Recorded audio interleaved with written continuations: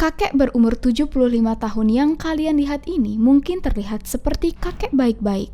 Namun, kakek ini adalah monster yang sudah lama dicari polisi dan sangat ditakuti oleh warga California. Mantan polisi ini tercatat setidaknya membunuh 13 orang, memperkosa 50 wanita, dan merampok 120 rumah. Inilah kisah buronan yang dinamai Visalia Ransacker di kota Visalia, dinamai East Area Rapist di Sacramento, buronan yang dinamai Night Stalker, dan serial killer yang dinamai Golden State Killer. Welcome to Ruang Gelap.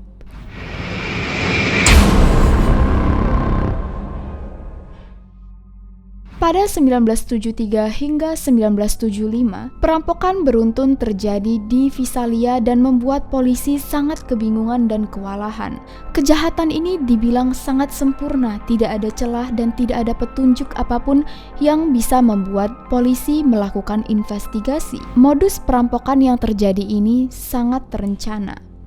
Perampok mempelajari jalan dan rute yang bisa ia pakai, seperti taman atau gang, dan ia sudah tahu apa saja penghalang yang harus ia lalui untuk menjebol sebuah rumah. Perampok ini juga diyakini memiliki jalan alternatif untuk membobol rumah.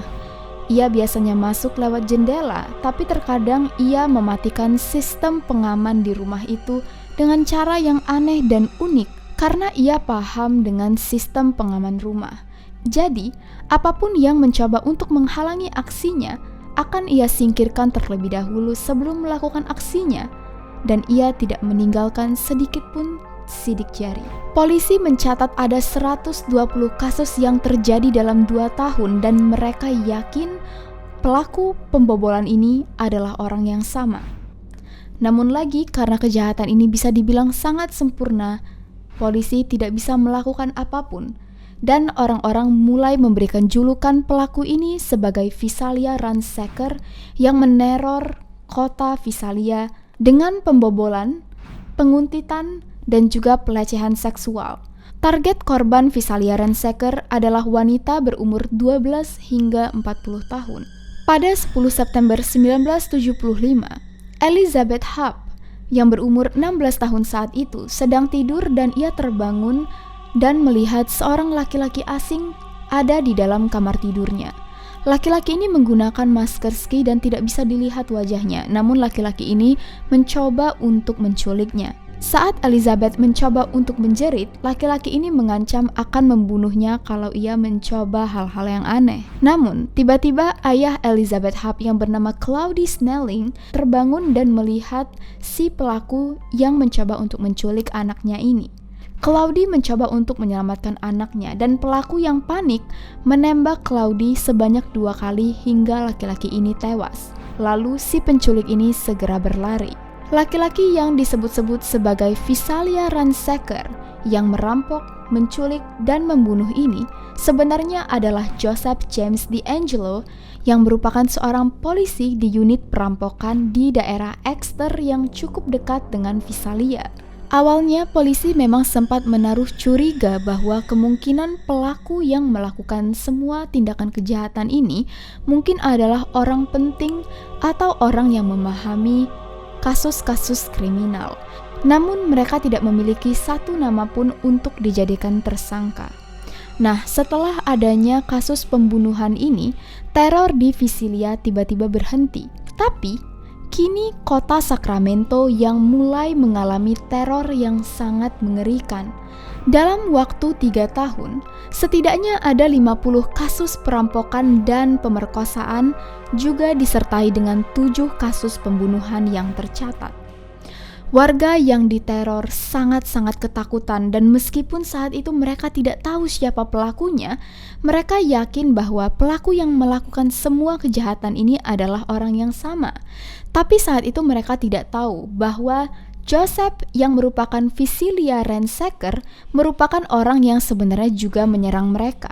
Jadi di sini, di kota Sacramento, mereka memanggil Joseph dengan sebutan East Area Rapist. Joseph biasanya menyerang wanita-wanita yang tinggal sendirian, tapi sebenarnya ia lebih suka menyerang pasangan. Modus operandinya adalah ia akan masuk ke sebuah rumah pasangan, lalu mengikat tubuh si laki-laki untuk dibaringkan di lantai, meletakkan piring-piring pecah belah di atas punggung laki-laki ini, lalu membawa si wanita ke ruang lain dan memperkosa wanita ini. Dan apabila ia mendengar bunyi piring yang diletakkan di atas punggung laki-laki ini, ia mengancam akan menembak korban. Jadi ia memastikan si laki-laki tidak bisa berbuat apapun. Biasanya ia menggunakan pistol saat ia menyerang pasangan, tapi saat ia menyerang wanita yang sendirian, ia menggunakan pisau. Kebiasaan lain yang biasanya Joseph lakukan sebagai Easter rapist, ia akan duduk-duduk dulu di rumah korban, kadang makan dan minum. Setelah merampok, barulah ia lalu akan pergi. Apabila korbannya menuruti semua yang ia inginkan, biasanya ia tidak melukai korbannya. Dan juga ia selalu mengatakan hal yang sama kepada korbannya. If you cooperate, I won't hurt you.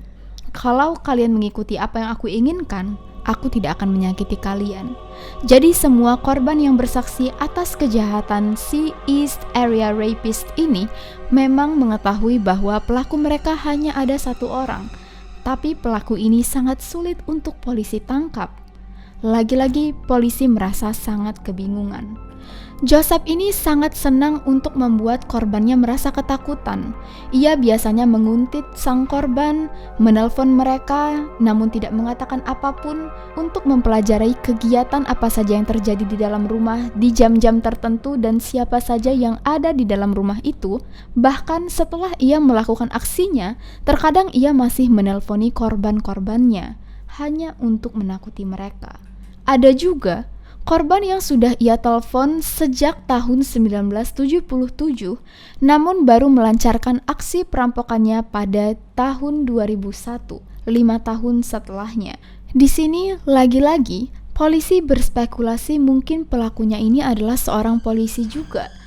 Namun juga lagi-lagi karena tidak ada bukti apapun kecuali sisa-sisa sperma, dan saat itu belum ada sama sekali teknologi untuk meneliti DNA, mereka tidak punya bukti apapun selain mengetahui bahwa penjahat yang mereka incar adalah orang yang sangat pintar. Joseph pernah mengirimi sebuah puisi ke pemerintahan dan juga ke sebuah stasiun televisi sebagai Easter rapist untuk sama meneror warga Sacramento. Ia juga sering menelpon polisi untuk mengumumkan bahwa ia akan kembali melakukan aksinya di malam itu agar semua warga takut, atau sekedar mengata-ngatai dan mencemooh polisi yang tidak bisa menangkapnya. Namun, pada tahun 1979, James dipecat dari kepolisian karena ia tertangkap mencuri dog repellent atau pengusir anjing di sebuah supermarket kecil. Kalau kalian tidak tahu apa itu dog repellent, jadi ini adalah sebuah benda yang digunakan untuk menjauhkan anjing dari baunya. Alasan kenapa James mencuri benda yang sebenarnya tidak mahal ini juga tidak diketahui, tapi sepertinya ia sangat angkuh dan tidak ingin membayar karena ia tahu ia ahli dalam mencuri. Dan karena hal ini, ia dipecat sebagai polisi. Setelah ia dipecat, James mengubah targetnya lagi. Dari Sacramento, kini ia menyerang daerah California bagian selatan. Yang pertama kali ia serang adalah Santa Barbara County. Ia diketahui setidaknya membunuh 8 orang selama 7 tahun dengan cara yang sangat brutal. Dan lagi-lagi tidak ada yang pernah tahu bahwa Vigilia Ransacker, East Area Rapist adalah orang yang sama.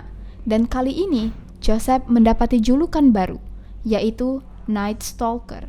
Dan selama puluhan tahun, tidak ada orang yang tahu siapa Vigilia Ransacker, East Rapist, maupun Night Stalker. Tapi Night Stalker ini ternyata tidak terlalu booming di kalangan masyarakat. Jadi orang-orang mengganti namanya menjadi Golden State Killer agar kasus-kasusnya diperhatikan oleh masyarakat. Nah, dengan semua kejahatan sempurna ini, dengan sedikitnya petunjuk yang ada, bagaimana Joseph DeAngelo bisa ditangkap meskipun kejahatannya sempurna? Ini adalah sebuah penangkapan yang menurut gue sangat menarik. Jadi pada akhir tahun 2017, detektif Paul Holes dan pengacara FBI Steve Kramer mencoba untuk mengupload DNA pelaku yang diambil dari bekas sperma ke sebuah website GED Match. GED Match ini adalah sebuah lembaga yang menganalisa DNA manusia secara genealogi, yaitu analisis DNA untuk mencari hubungan keluarga. Jadi biasanya anak-anak yang diadopsi seringkali mengupload DNA mereka untuk mencari tahu siapa sebenarnya orang tua kandung mereka. Nah, teknologi ini memang sangat baru dan polisi mencoba untuk menggunakan teknologi ini untuk menangkap pelaku-pelaku kasus yang belum terpecahkan. Jadi, GED Match ini akan mencocokkan satu DNA ke DNA lain yang memiliki kesamaan. Kalau mereka sudah mendapati beberapa match, polisi akan menyelidiki background orang-orang ini seperti latar belakang, nama keluarga, dan tempat tinggal mereka. Nah, di Amerika, sudah banyak orang yang mulai mengupload DNA mereka sehingga proses ini bisa dilakukan. Saat DNA si pelaku ini diupload, ada 10 hingga 20 orang yang memiliki buyut dari buyutnya kakek yang sama dengan Golden State Killer. Lalu tim investigasi bekerja sama dengan seorang ahli genealogis yang bernama Barbara Rae Venter yang kemudian membuat rincian silsilah keluarga yang sangat besar meliputi orang-orang ini. Dari semua keluarga yang ada, hanya ada 2 keluarga yang cocok latar belakangnya dengan si Golden State Killer. Lalu mereka mencoba untuk mencari DNA lain. Mereka menemukan salah satu kerabat dari keluarga lainnya yang mau menyerahkan DNA, dan saat polisi memeriksa, ternyata DNA kerabatnya ini tidak cocok. Jadi, satu-satunya keluarga yang cocok dengan DNA si Golden State Killer adalah keluarga James DeAngelo. Saat mereka mencoba untuk mencari kira-kira umur, latar belakang, dan juga tempat di mana kejahatan-kejahatan terjadi, mereka segera meyakini James DeAngelo adalah orang yang sudah mereka cari-cari selama ini dan bisa dikaitkan sebagai Visalia ransacker, East Area rapist, Night Stalker, dan juga Golden State Killer. Polisi lalu diam-diam mengawasi James di rumahnya untuk mencari celah mengambil sampel DNA-nya. Mereka lalu melihat James membuang sampah dari rumahnya dan mereka segera memeriksa sampah-sampah ini untuk mencari DNA apapun yang bisa dites. Mereka lalu menemukan sebuah kaleng minuman dan mengetes bekas liur ini untuk disamakan dengan DNA si Golden State Killer. Dan ternyata hasilnya adalah cocok. Jadi pada 24 April 2018, akhirnya James DeAngelo ditangkap dan akan menghabiskan semua sisa umurnya mendekam di penjara. Kisah ini menginspirasi banyak sekali polisi untuk tidak pernah berhenti mencari kebenaran dan mencari keadilan untuk para korban dan menghukum para pelaku yang masih berkeliaran di luar sana. See you guys on the next video.